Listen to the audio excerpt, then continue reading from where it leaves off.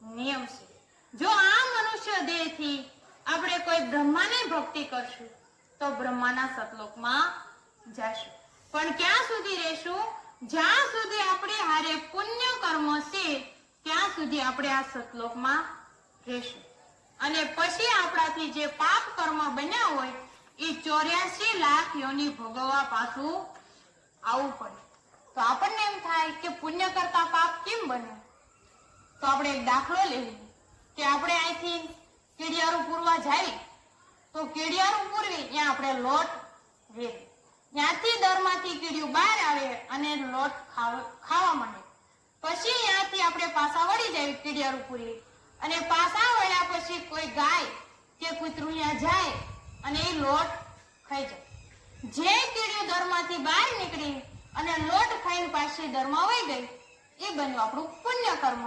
અને જે કીડિયું લોટ ખાતી હતી અને ગાય કે કૂતરાએ લોટ ખાઈ લીધો અને એના મુખમાં જઈને જે કીડિયું મરી એ બન્યું આપણું પાપ.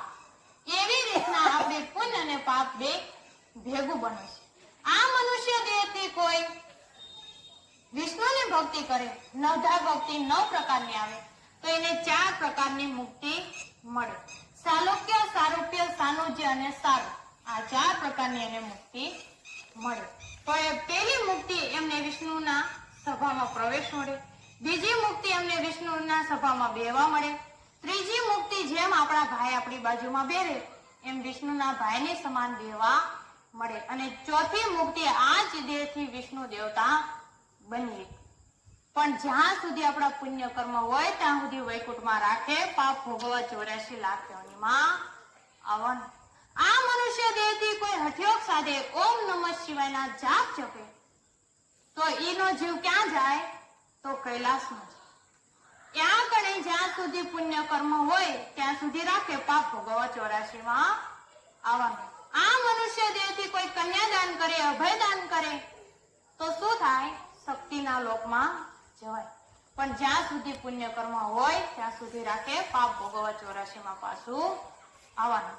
આ મનુષ્ય દેહમાંથી કોઈ વ્રત કરે, વ્રત ઉપવાસ કરે તો એને મળે નિરોગી કાયા, જેમાં કોઈ પ્રકારનો રોગ હોય નહીં. પણ એ કાયા ક્યારે મળે? આ જન્મમાં નહીં, આવતા જન્મ. આ મનુષ્ય દેહથી કોઈ તીર્થ કરે તો તીર્થ કરવાનું ફળ છે રૂપવાન કાયા, રૂપવાન દેહ મળે, શરીર મળે. આ જન્મમાં નહીં, આવતા જન્મમાં એનું ફળ મળે. આ મનુષ્ય દેહમાંથી પ્રત્યેક જીવ ઉપર દયા કરે એ જાય આ જીવ